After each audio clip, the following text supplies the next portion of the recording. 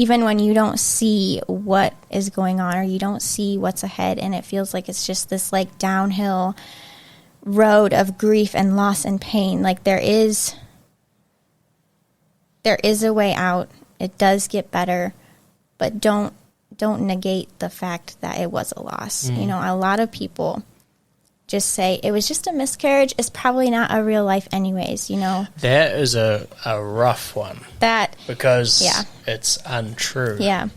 And that's actually caused me, it's caused me to become so much more passionate about pregnancy and babies, because like I want every woman who has had a miscarriage to know that that is a child. Yep. That is a life, and that life is now safe with Jesus. That brings me so much joy to hear you say that, because the amount of people that I've met, not so much on this podcast, but in life, that they dehumanize the fetus because they call it a fetus. That just means stage of baby. Yeah. It's like saying a child is not a human. Yeah. It's still a human. It's just the stage of human development. And to use dehumanizing language to cast off this idea of you don't really need to be sad because you didn't actually lose anything. You didn't gain anything. You didn't lose anything. It's so not true. Yeah. You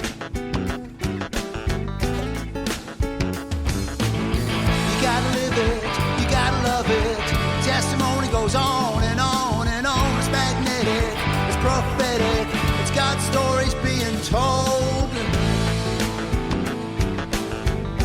Hey, welcome back to the Jesus Magnet podcast. I'm your host, Joel, and today we have Alyssa with us. How you doing, Alyssa? Pretty good. I'm stoked to have you on the show because your lovely husband, who would be one of my good friends now in Thailand, even though you guys are leaving Thailand shortly, which is a bit of a bummer on our end, but such a blessing for America getting you guys back.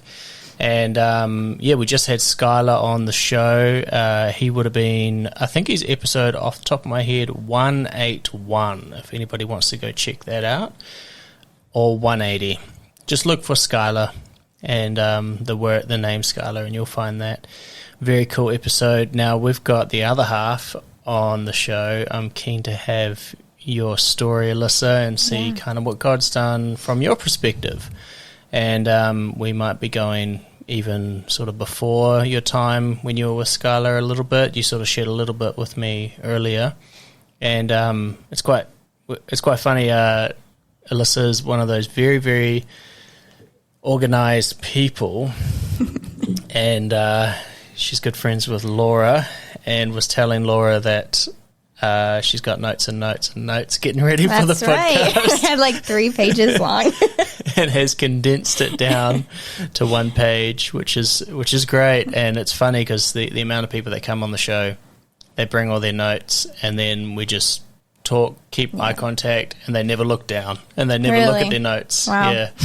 Unless, once or twice people have got a lot of scripture that they want to reference. They do look at their notes. But most of the time, the cool thing about this podcast is we're only talking about your story. You're an expert. You were there this whole time. Right.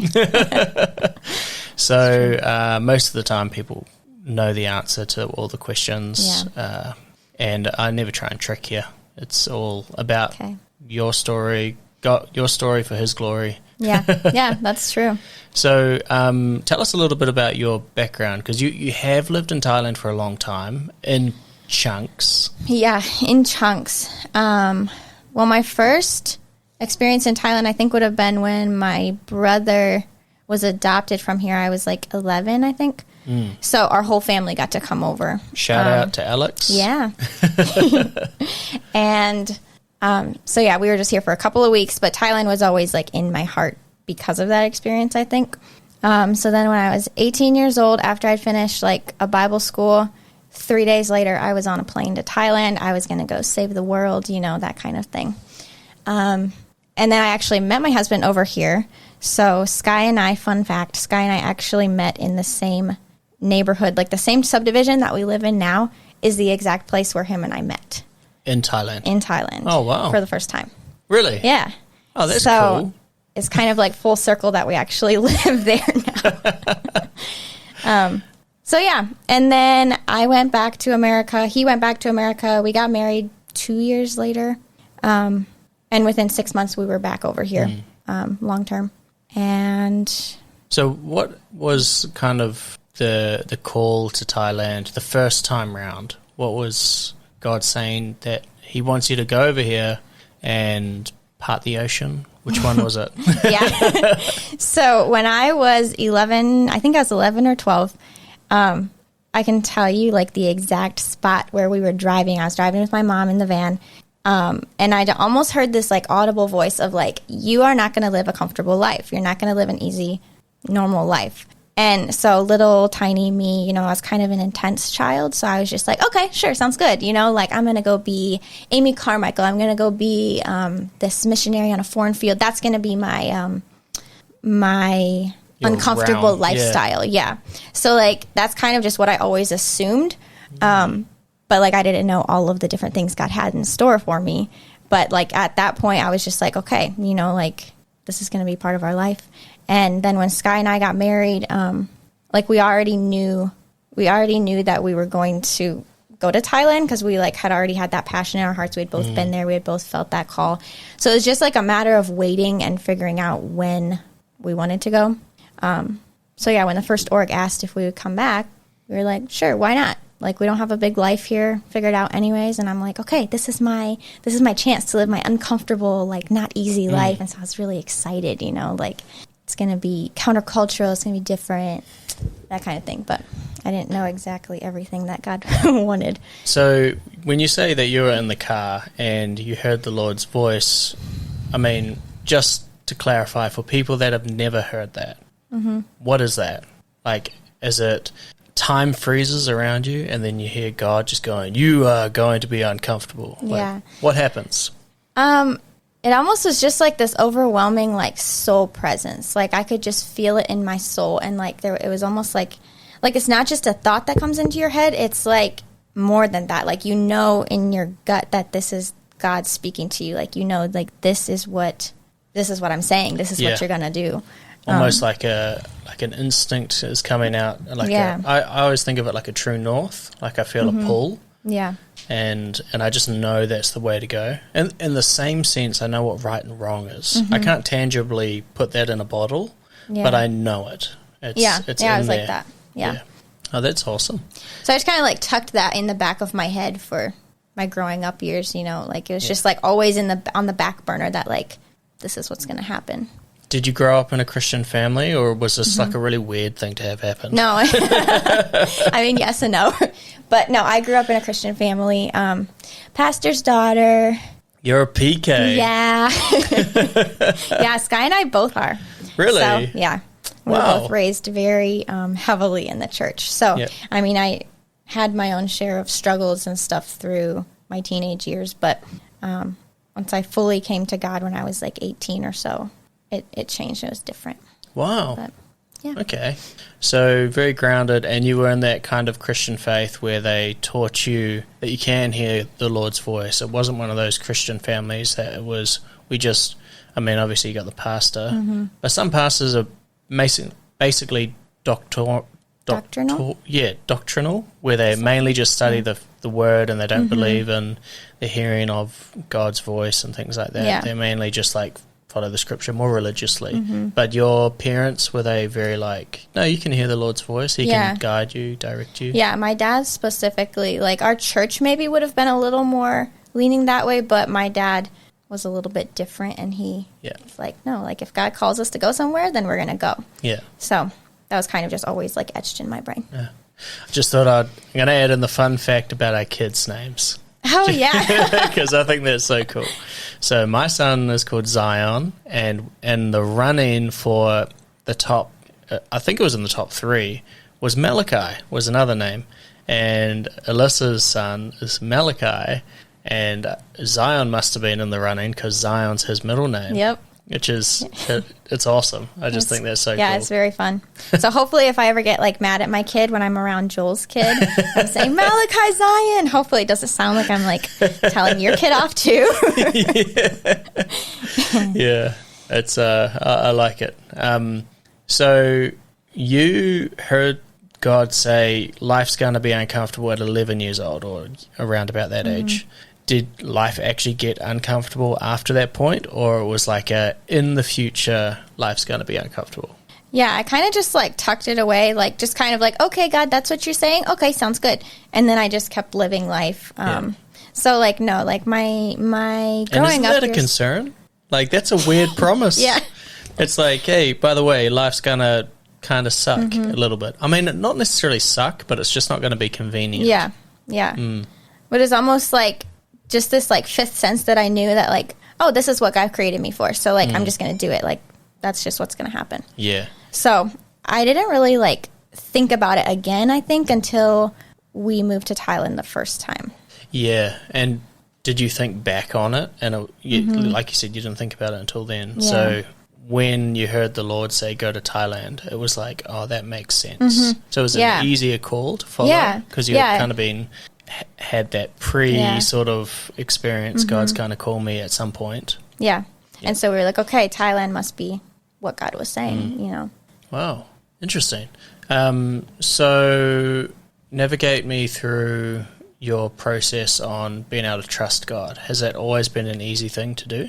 Or has there ever been times in your life that it's like something has happened that has made it harder to trust God, or why has this happened to me? Yeah.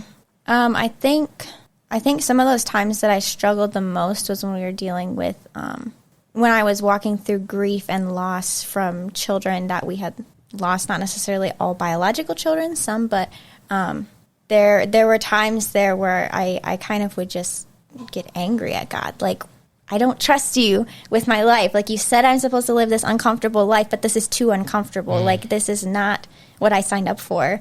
So, like, what exactly are you doing? So, I think those were the most trying times where I really got down in, like, the nitty-gritty of, like, do I actually trust God? Is my faith solid on Him? Am I choosing to believe that God is trustworthy, that He is powerful enough to, like, take me through this, to heal me? Tell me a little bit about the event. What is, when you're saying, like, that's the moment that you struggled, why is this happening, God? Yeah. What's happening? Was kind of accumulation of events. I can think of, like, two specific different areas where I questioned my trust in God. So the first time we had lived in Thailand, we were young married. I got married at, like, 19 years old, and we moved over here pretty soon after that. So we were very young. And we got a little foster baby. She was 9 months old, and we were ready to take her in, adopt her. You know, we didn't have any biological kids yet, so we were just like full send, like, this is going to be our kid. We're going to love her with all of our hearts, you know. So we thought it maybe was going to be more of a long-term thing. But then through, just as time wore on, we were taking care of her, trying to work with the parents. And it was just best for her that she go back and live with her parents, which all foster kids should have that option. This is the same child that Sky was talking about? Different one. Really? Yeah. Huh. Yeah, so this was when I was like 22, maybe 21 or 22. How did he leave that out? Oh my gosh. Come on, Sky. Yeah, I know.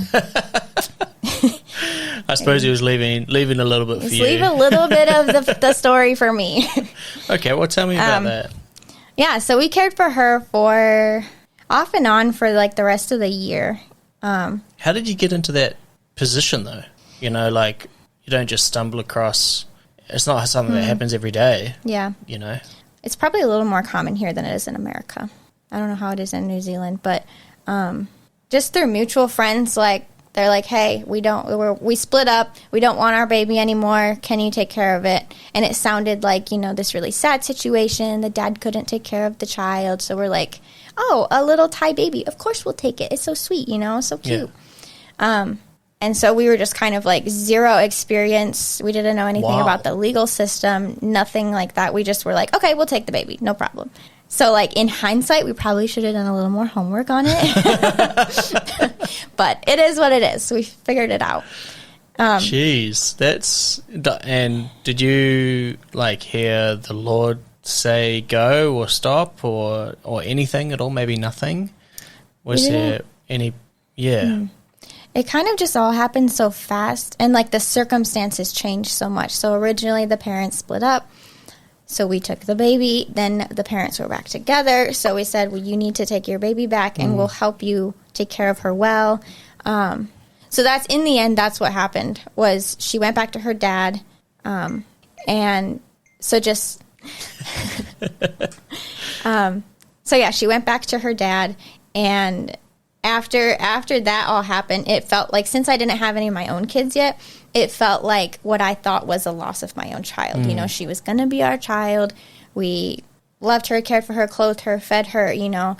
And so it was kind of like, hey, like, this was my kid. I wanted to take care of her. So it's kind of my first real, like, encounter personally with grief and loss. I didn't really know what to do with it. So I kind of just, like... It's a tricky one, too. Yeah. It's not like a loss of death, but a loss of, like your child, like you were expecting to be a mother to this child, like a loss of motherhood, I suppose. Yeah, a little bit, yeah. Because the child, I mean, still, I guess it's ideal to have the child in a loving home, more ideal if it's their own parents. Yeah. But, to have this expectation, and it would feel like the carpet's been pulled out from under you, like you didn't expect that to happen. And it's a weird thing to be kind of gutted about, because it's a family actually coming back together. Like, that's what you pray for in situations like that. Right, so it should be exciting. You get the short end of the stick, where you were really hoping to keep this baby. And I can understand that. But, that's a hard one. There's no winning for you, really. Yeah. It's not a win for the child if she is with you, because that means she comes from a broken family. But there's no winning for you and Skylar when she leaves, goes back to her family, because you're the one with the void now. Yeah. And suddenly, you know, we had, like, bought clothes for her up to, you know, a year and a half old. So suddenly all those clothes are just stuffed under our bed, our kids' toys, our kids' books, you know, her little shoes, her car seat, all of that. Like, suddenly it's just empty. And suddenly there's no kid in our home. And so it was just kind of like we didn't really know what to do with it.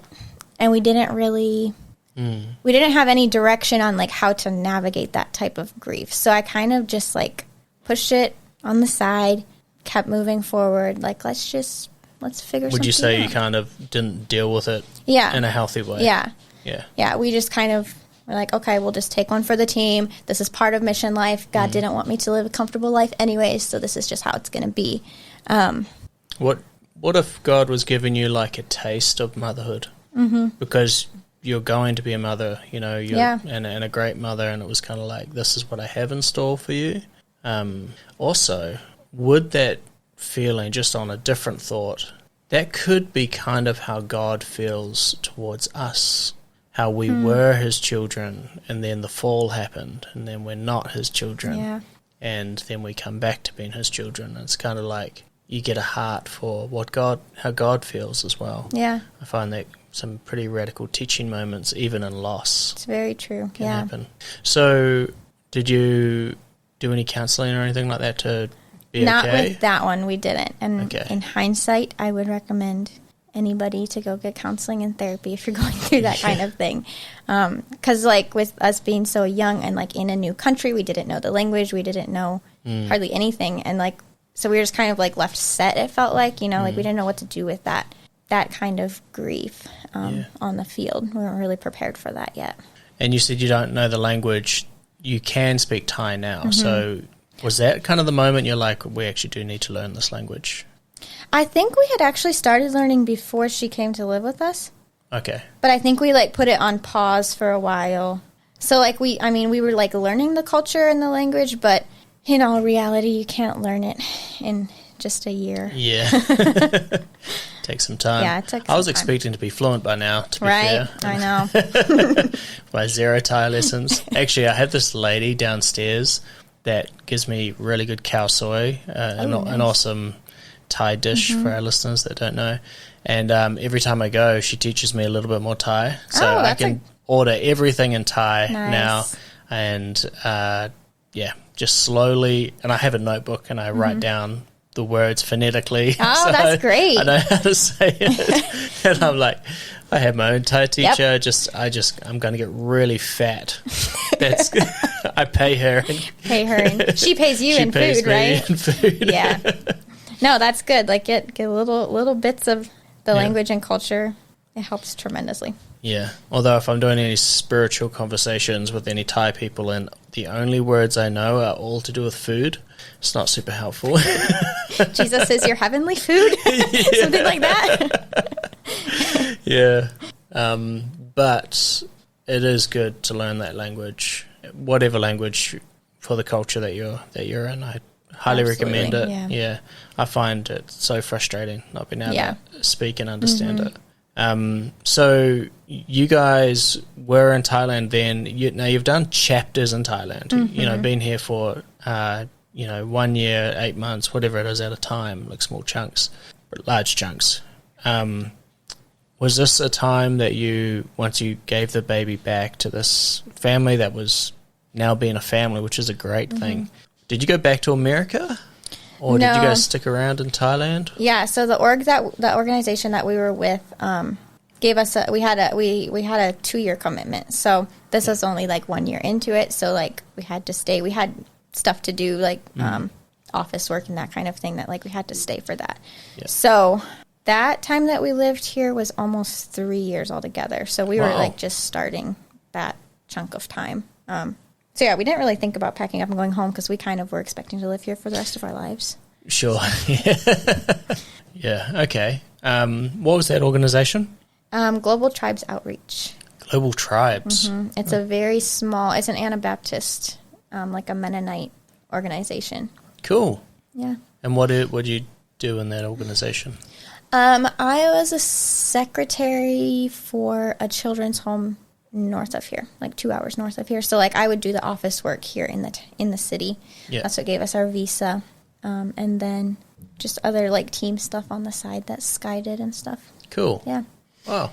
Now you mentioned you've had multiple losses, not just physical like this child, but you've had kids that are not just physical but also biological. You've had loss in that area?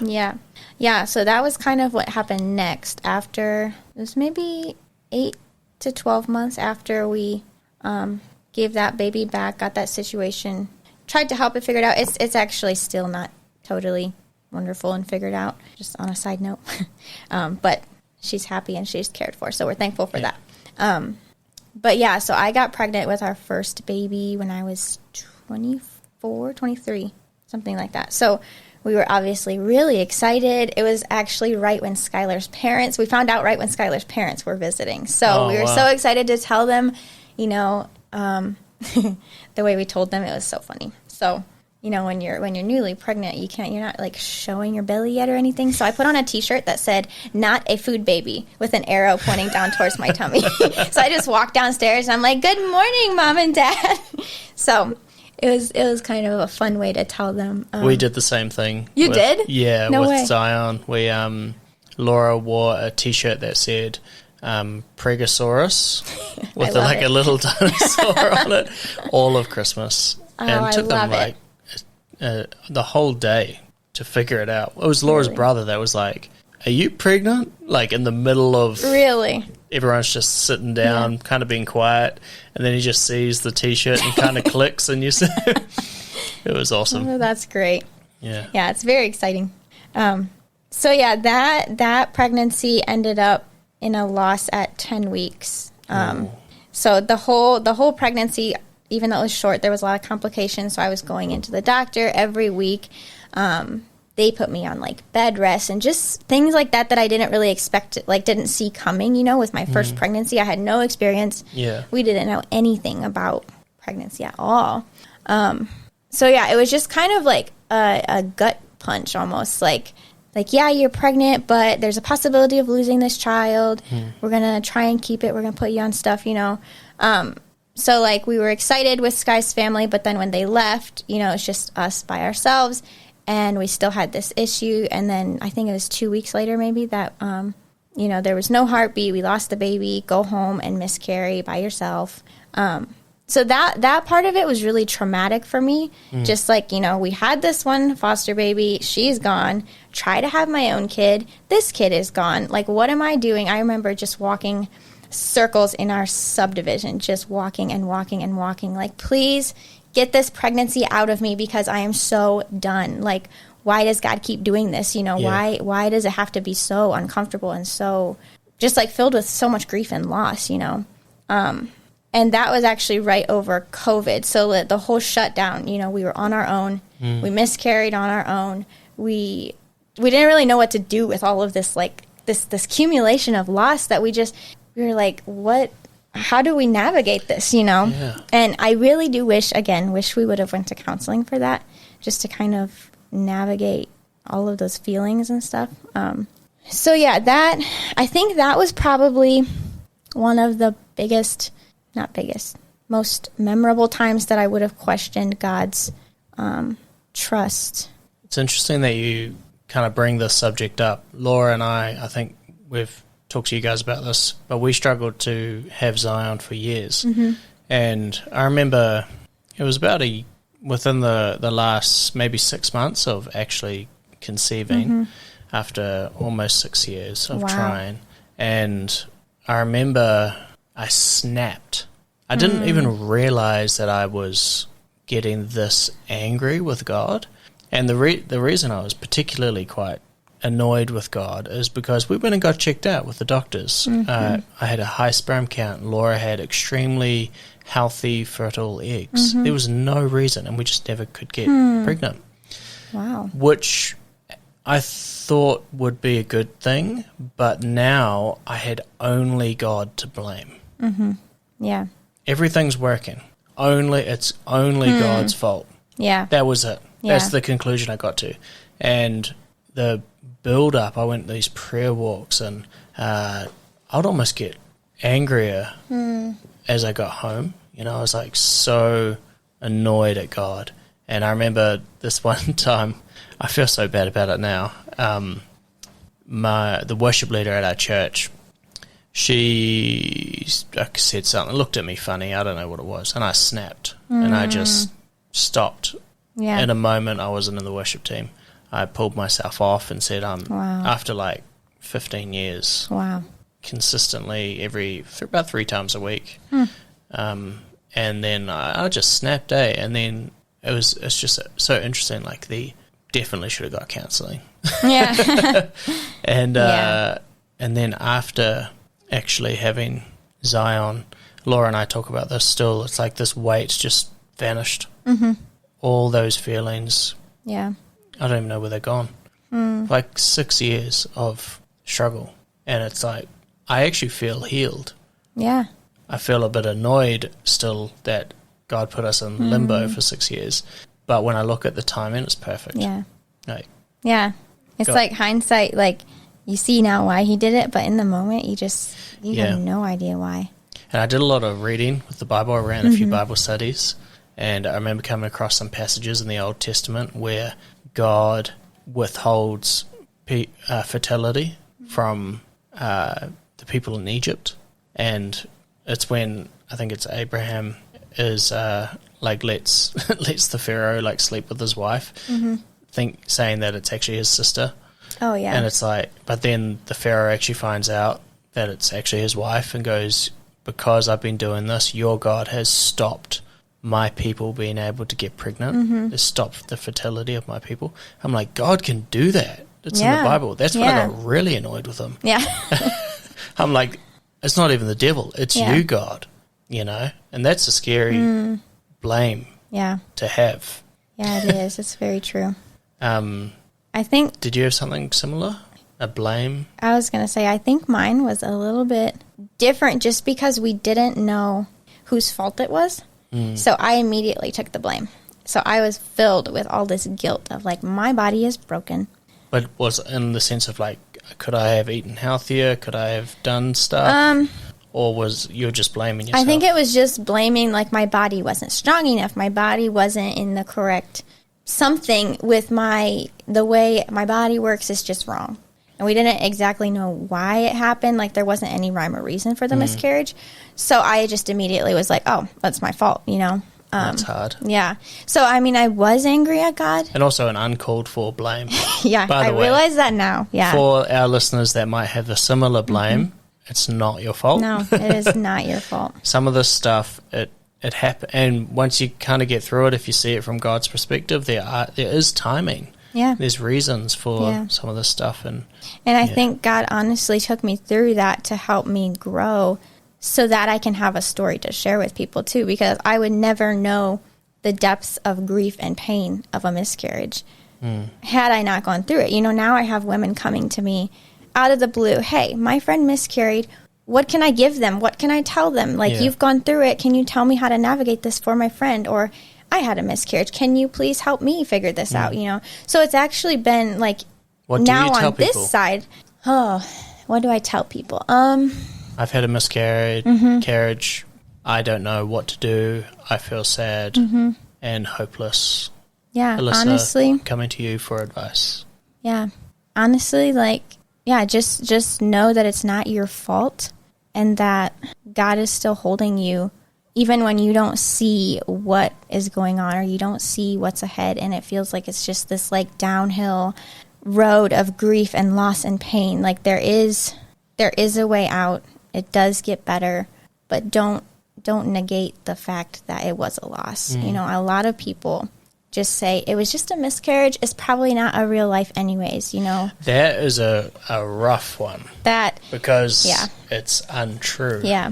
And that's actually caused me, it's caused me to become so much more passionate about pregnancy and babies because like I want every woman who has had a miscarriage to know that is a child, that is a life, and that life is now safe with Jesus. That brings me so much joy to hear you say that, because the amount of people that I've met, not so much on this podcast, but in life, that they dehumanize the fetus because they call it a fetus. That just means stage of baby. Yeah. It's like saying a child is not a human. Yeah. It's still a human. It's just the stage of human development. And to use dehumanizing language to cast off this idea of you don't really need to be sad because you didn't actually lose anything. You didn't gain anything. You didn't lose anything. It's so not true. Yeah. And I had, some people tell me, like, you should be joyful. You have a baby in heaven now. That is not helpful language to use. That's not helpful. No. Yeah. I think walking through the grief. Is that a helpful thought, though? For me, it wasn't. No, not at the time because I'm either. like, no, this baby was mine. Like, yeah, it's with Jesus now, but, like, I kind of wanted it too. So. It must be comforting to know that you will meet your child one day. Yeah. We had one miscarriage. Oh, wow. Very early on, way before the 10-week mark. I think they call it a chemical pregnancy, but it was an actual pregnancy in the sense of, but it was so small, developed, like not much had really developed. It was just cells dividing basically. But we had the pregnancy test and all that, man. Boy, I was furious. It guts you. And I don't think I've really experienced deep depression in a moment like that. It's interesting though. You get these two moments with God.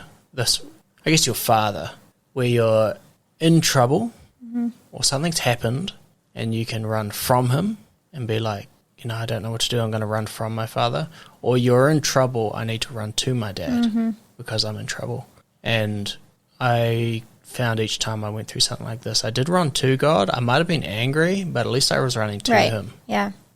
Yeah. Did you have anything like that? Yeah, that's kind of how it was for me too. Like, God, I'm angry at you. I don't understand this, but kind of like David in the Psalms, all these things are happening. I'm very angry. I'm very scared, yet I will trust you. Yeah. It always came back to that, like, I don't really have any other choice. Like, I have to trust you, God. Like, that's just, that's the way life works, Yeah. So, but yeah, it definitely was not, I think I could have navigated it much better. But yeah, all of that, it took me down a road of anxiety, severe anxiety. So we were, in Thailand. All of our team was stuck in the States. We were stuck in Thailand. And I just got so overcome with this anxiety that, all of this was my fault. Somebody's out to get me. I couldn't even go shower by myself. I couldn't go up the stairs to my own room by myself. I couldn't go out on a walk by myself. I couldn't go grocery shopping. Like, normal things like that. Wow. Like, Sky had to literally pull me out the door. Like, get outside. You're not going to die. Yeah. Like, so it was just... So what would happen? Did you have panic attacks? Yeah, I had panic attacks every day. Just intense. Wow. I never knew that kind of thing could happen to people. Like, it overtakes you, and like, just this sense that like anywhere I go, whatever I do, I'm going to die. Something's going to happen. I think it stemmed from all these losses, and somehow my brain took that as it's because of something I did. It's because of how bad I am, all this guilt and shame. So yeah, I was just severely ridden with anxiety and panic attacks for, it was maybe 6 months, the end of our time in Thailand. How'd you start to navigate out of that mindset? Or it's not even a mindset, but how do you, what's a practical step that you started to take to get out? Because I'm assuming, but you're a very happy, lovely lady now. Yeah. It doesn't look like you have anxiety attacks too much these days. I don't. Awesome. What were some of the practical things, or was it just time that helped? It was a lot of different things, but I think the number one thing that helped me was to do the things I was scared of, even though, for example, I was scared if I go to the grocery store by myself, I'm going to have a heart attack and die in the grocery store aisle or something. So I wouldn't go grocery shopping, so I had to. Kind of irrational fears. Very irrational. So I had to make myself go to the grocery store, do it by myself. So these were thoughts that you were having? Yeah, it was this belief system that I was just on this train ride of chaos and anxiety, that I was going to die no matter what I did. And so part of the other thing that helped me was, so we were, back up a little bit. We were very, very burnt out missionaries by this time. We tried our best, but it just was not working out. And there was some team conflict issues. There was a lot of bitterness going on. And then dealing with these losses, and then dealing with my anxiety.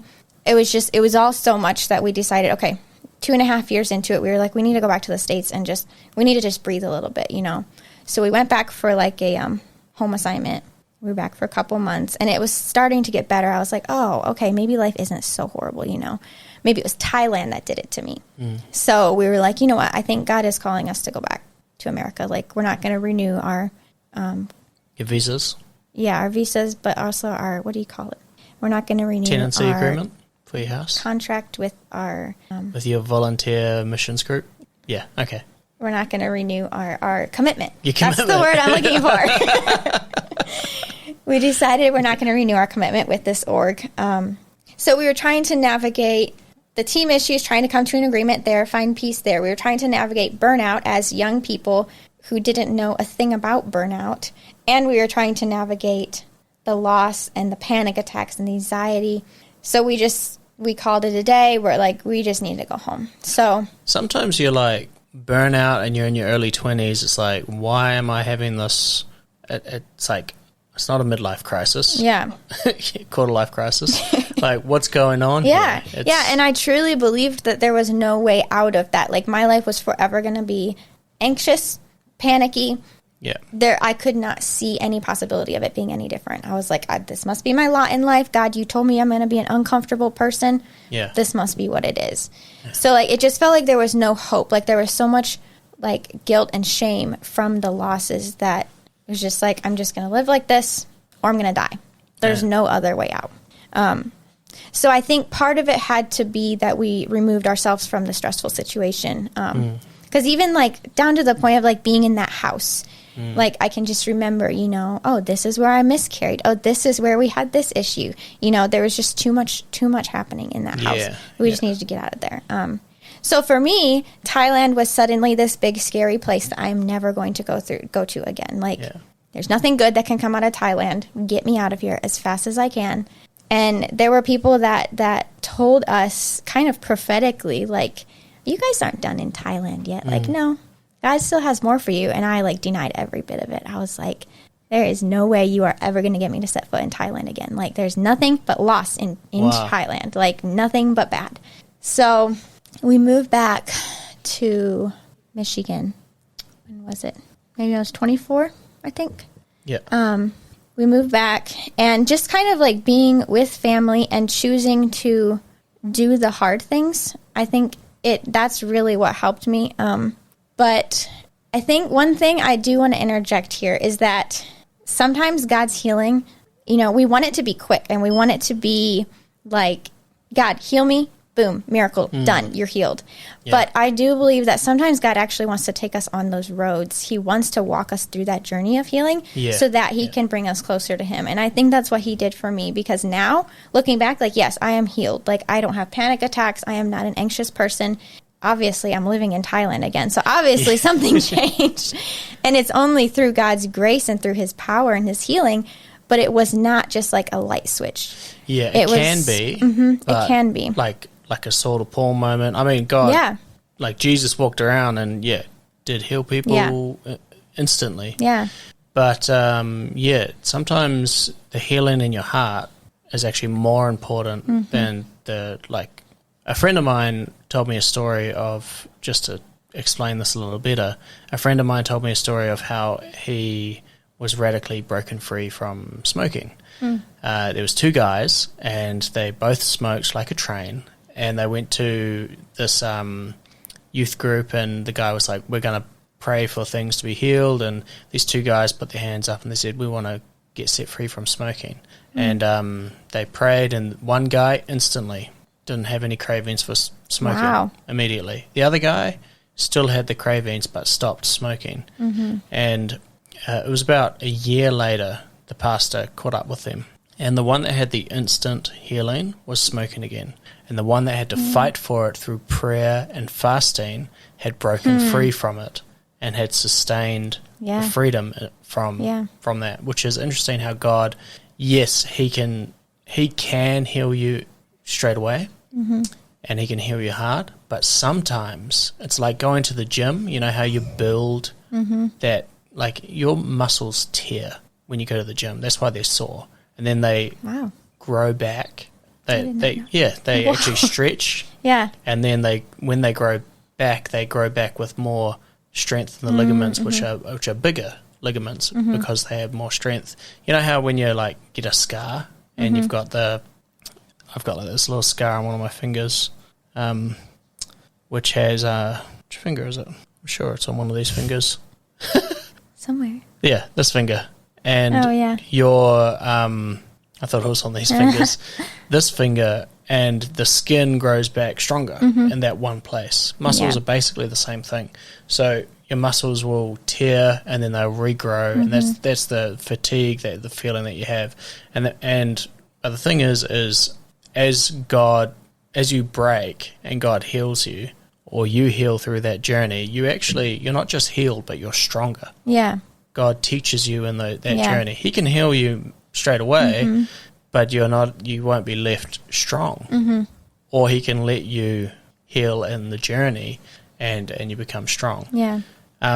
You were saying something about your anxiety and how you were actually hearing voices. Not audible voices, but like it was directional.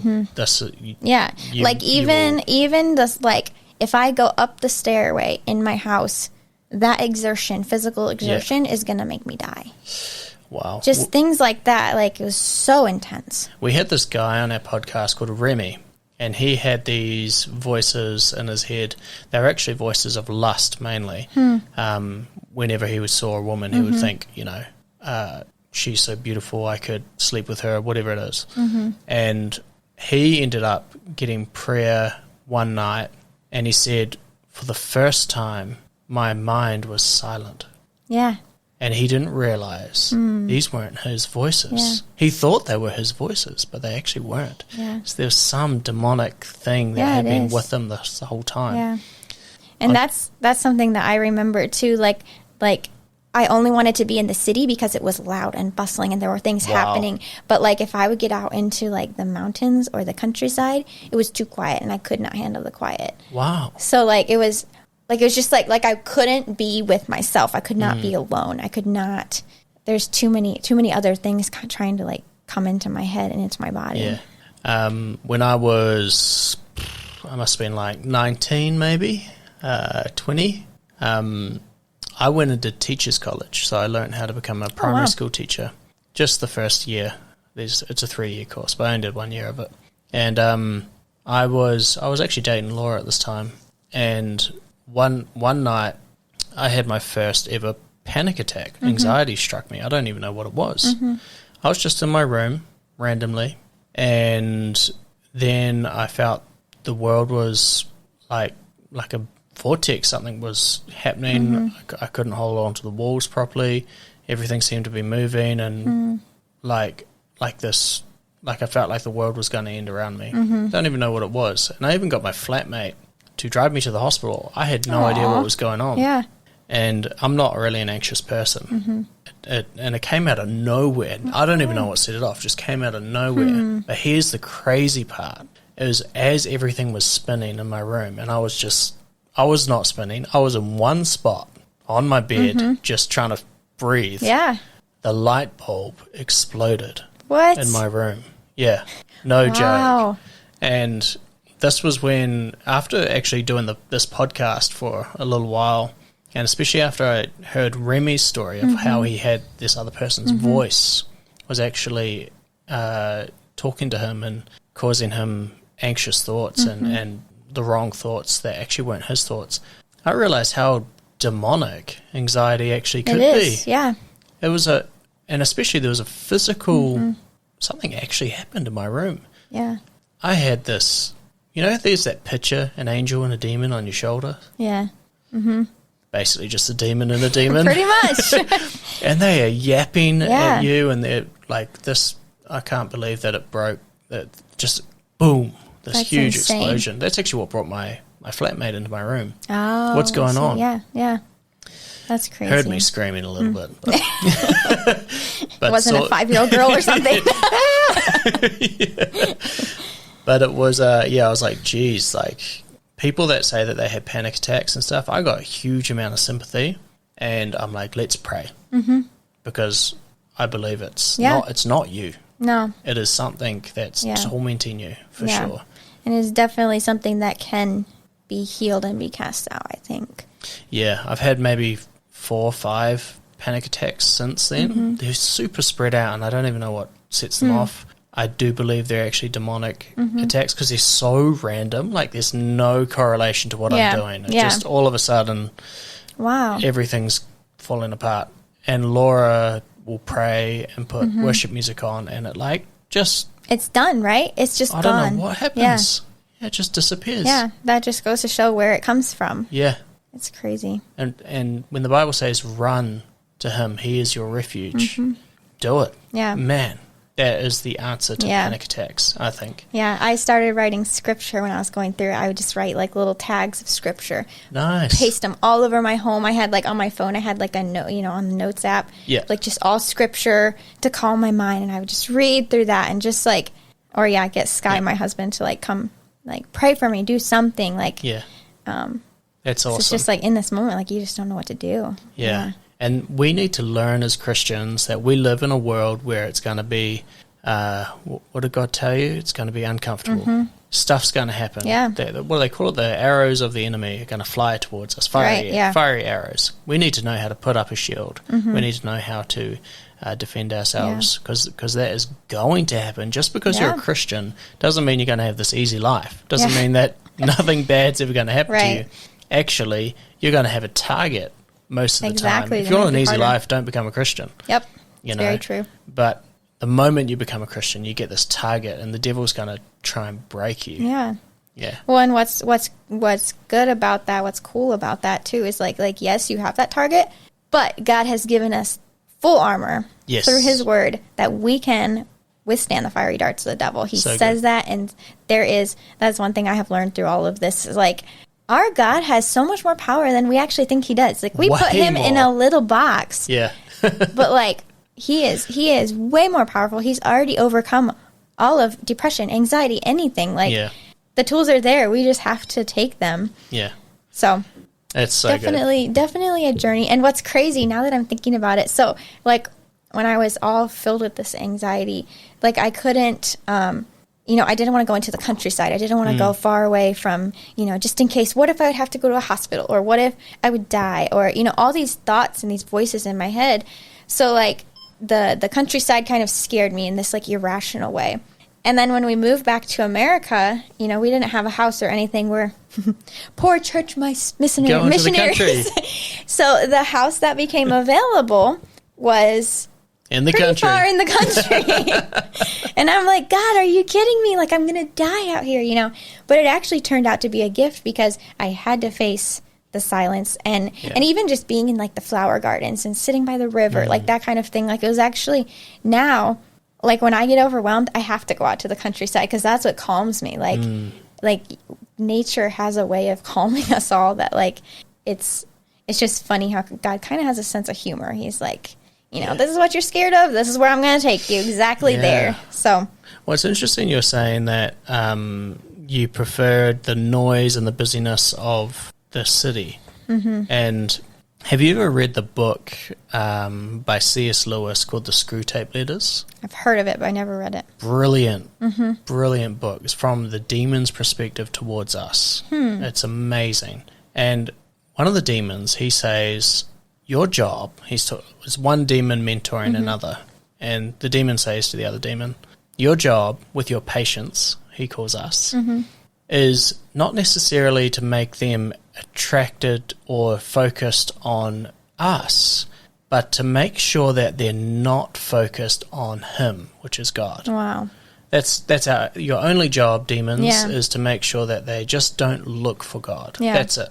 So they can be focused on, like you're saying, all the noise. That's what you liked. All the noise of the city, like what's kind of where, if you're in the country, you're forced to face the silence. Yep.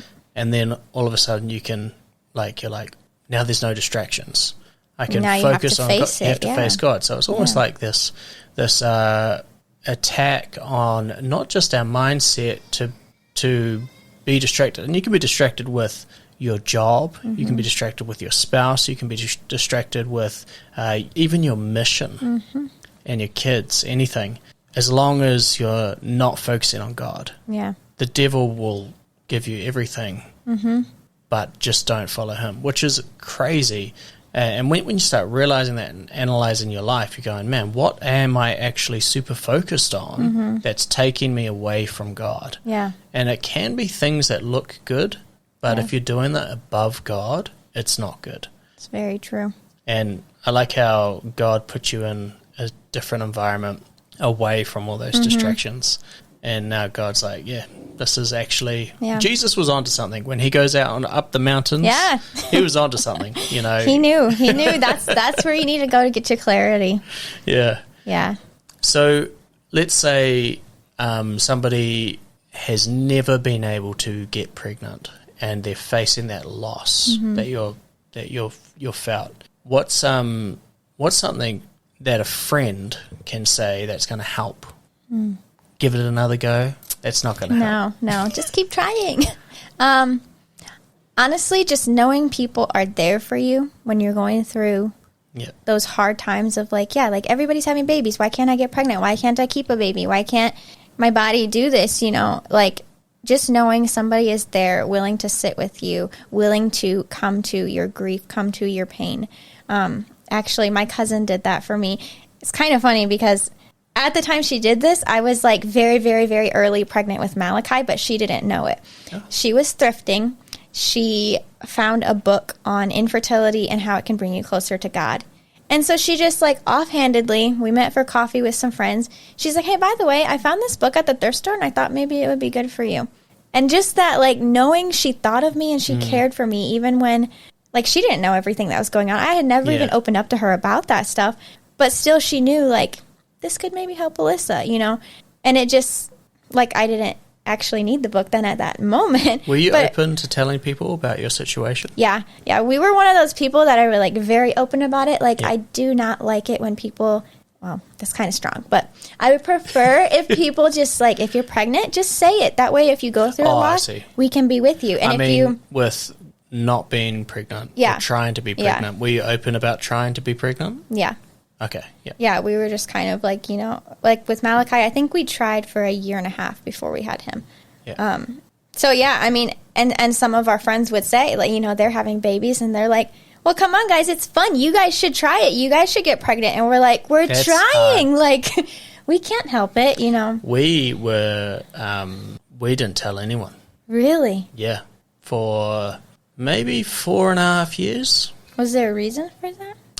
My mum is the most amazing mother and the most amazing grandmother. My brother's got 3 kids. Okay. And she would, like, everything is about kids, you know. So the idea of kind of this expectation was there, really high expectation. And like Laura and I, we're trying to be really smart with our time with our kids. We were trying different businesses and different investments. And to be honest, when I look back, it was mainly a major distraction. I was just trying to focus on something. Yeah. I would go crazy if I was thinking about it. And because I knew I'd go crazy, I never wanted to talk about it. That makes sense. And my brother, who's a little bit older, he mentioned to my mum that they're going to start trying soon. And then they didn't have any kids for like 2 years. It was, and then it got strange because every time we brought up kids, you knew that they were trying, and it seemed to be an awkward conversation, like, oh, I don't know how they feel about us talking about this. So I learned from that and said to Laura, I said, we're just not going to tell anyone that we're trying. And my parents just literally thought that we weren't ready to have kids, but we'd been trying for years and years. Didn't that feel lonely? Well, it did. It did feel lonely, but I think the way that I process things is it would feel more real if I talked about it. Yeah. At the moment, it was all in imagination land. Like, But it's interesting because after we, probably like the last year of trying, we did end up telling a couple of people. Well, I ended up telling my parents one day, and we said we need prayer warriors because we're going down the IVF route. And then we sort of explained, we've actually been trying for years. And it was interesting because all of a sudden we had to explain, like, it was not easy to have those questions every Christmas. When are you going to have kids? That was really hard. Yeah. And it would have been easier to be like, we are trying to have kids, so stop asking us. And they might have stopped asking us. But then I never wanted to be labelled as especially, maybe it's my manhood. Yeah. I can't get my wife pregnant. Yeah. That affected my mind, and I didn't want to be labelled as that. I just wanted to be Joel, the guy that likes podcasting, the guy that tries weird business strategies. I wanted to be labelled as that guy, not the guy that's trying and failing at something. But I think I can't remember where the point of this conversation was. For people that are trying and they want to be, what's the right thing to say? Like you said, it's just to know that they're thinking about you. Do you have any advice for people from my side that you don't know? You think that they might be trying, but they're not telling anyone. Is there a way to bring that up, or just let them bring it up in their own time? Well, I think from my perspective, at least, if you are trying and you don't want to tell people, I just want you to know that people care about it more than you think they do. You know, it's easy to think nobody's going to care if they know whether we're trying or not. But actually, people do care, you know. Like, we received a lot of support through it. Not always, but it just kind of helped. You know, I would have, like, my childhood best friend and her mom, you know. They'd just sit me down and be like, how are you doing with all this? Like, do you have any more news? Like, are you going to go to the doctor? What's going on, you know? So just knowing that there were people in our corner kind of just helped, like, because for us, it was actually secondary infertility. So with our first pregnancy, we got pregnant right away. With Malachi, took a long time. So it was kind of like we didn't know what was going on. We actually never ended up going to the doctor or anything. We just kind of were, like, at a loss. Like, why is this happening? So it's just nice to know that there were people in our corner too. Yeah, we didn't go to the doctor for ages. Really? Yeah. It makes it a real problem then, you know? Yeah, that's right. Yeah. But what I will say is after we started being more open about it, it was freeing. It definitely was more freeing. And luckily we ended up getting pregnant within like a year after that. Oh, wow. So, but through IVF, but still, it's still great. Yeah. And what I realized is there's so many people that are struggling in that area. So many. Even one of my best mates, him and his wife was trying for a couple of years.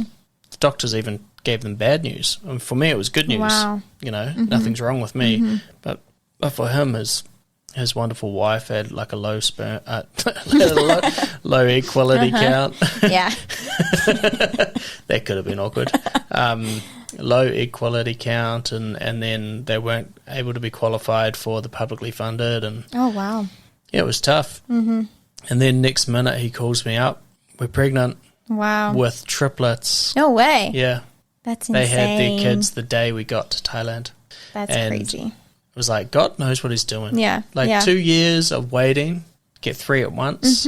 You know, he's all caught up. Yeah. He's good to go. Well, I feel like it actually makes, like once you do have a child, like, if the Lord sees fit for that to happen, it almost makes it sweeter. Now it's like, whoa, I have a kid that I get to love. Like, this is crazy, you know? Kind of going back to... Do you still look at Malachi and go, I can't believe he's mine? Oh, my goodness, yeah. We were just doing that yesterday with Zion. We're like, I can't even believe that this is our baby. Yeah. It's just, all the years, it just, man, he's so precious now. Yeah, it definitely, the weight makes it sweeter, that's for sure. Yeah. And then you get the friends that sneeze and they're pregnant. It's like, oh, yeah. Ooh. Extra grace, Lord. Oh, my goodness. It takes some patience with those people. Oh, no, it's good. Oh, it's, it's a big journey for everyone. Yeah. Did you have anything else in your notes that you wanted to make sure we chatted about? Yes. Okay. So we did have our rainbow baby, obviously, as we figured that out already. We had Malachi, and that was... Would you call him a rainbow baby? A rainbow baby. Did you never hear that? Like a promise baby? So after a loss, the storm is the loss, but then after a storm comes a rainbow. That's what they say in America. Like when you've had a loss and then you have another baby, they call it a rainbow baby. That's so cool. He was our rainbow baby. Wow. So that's like a whole different story in itself that I won't get into. But you'll hear a lot more about this part of the story from Skylar's podcast, I think, if you listen to that. But we did end up moving back to Thailand a year ago, and I'll just condense it really short. Like, basically, we were going to adopt another Thai baby here. So we had a 1-year-old at the time, and our biological 1-year-old, and this newborn baby that we brought into our home 10 days after we arrive in Thailand, that kind of thing. And then through everything, long story short, within 6 months, we realized that because of the government system, we couldn't adopt her. And it was in her best interest that she gets into the legal system and gets adopted. So we ended up having to give her up as well. And that was just earlier this year. So that pain still feels pretty real and raw. But the one thing that I will say with going through these different types of losses, you know, we've had 4 different children through our arms. But we only have one to show for it. And it feels kind of, you know, heavy. But the one thing I will say is the first 2 losses versus this loss that we had with our foster baby this last year is so different. And I think it's because of God's healing in my life. Obviously, it's because of life experience and stuff like that too. But this time around, it's not that like path of depression, anxiety, like all of those like things coming to get me. It's more this like peace and rest and contentment knowing that, you know what, God, we gave it our best, we tried, we followed you, and this is the path that you took her on, this is the path you took me on, and I'm okay with that. Yeah. So like it still hurts, it still tears my heart up, you know, but it's different in the sense that I have this like deep grounded peace that like I don't have to go back to that horrible thought process again, you know. Well, you know how God uses everything for good for those who love him? Yeah. You have this incredible testimony, which is funny because when we first were like, hey, you should share your testimony on the Jesus Magnet, your response was, I don't really have one. Yeah. And we've been sitting here for an hour and 10 minutes, Yeah. and it's like, you do, 100%. Yeah. You have this really cool, I would call it weapon for reaching people, which is reaching people that have gone through miscarriages, people that have gone through adoptions, and then also people that have gone through births. Because when Malachi was born, it wasn't a very good birth, was it? No, it was insane. But you have this awesome avenue on how to navigate these areas really, really well with amazing women. And to never underestimate that. Like, the amount of people, for one, that are open about sharing this sort of stuff is far and few between. But the ones that really need to hear this sort of stuff is in the masses. Yeah. So many people need to hear, Yeah. like, how do I run to God when all I feel is he's missing the mark in my life? You know, I'm this Christian, I'm this loved daughter of the Most High, and all this stuff's happening. Your testimony alone, well, and many more, but they show that God is good in the chaos, and the strength that has been built with your character, with your faith, with your relationship with Skylar, how to navigate loss as a couple. That's got to be something that one person might seem like they've got it all together. The other person doesn't. Like you were saying, you had these anxious thoughts of walking upstairs, going to the grocery store, and you had to get Skylar to help you with all this stuff.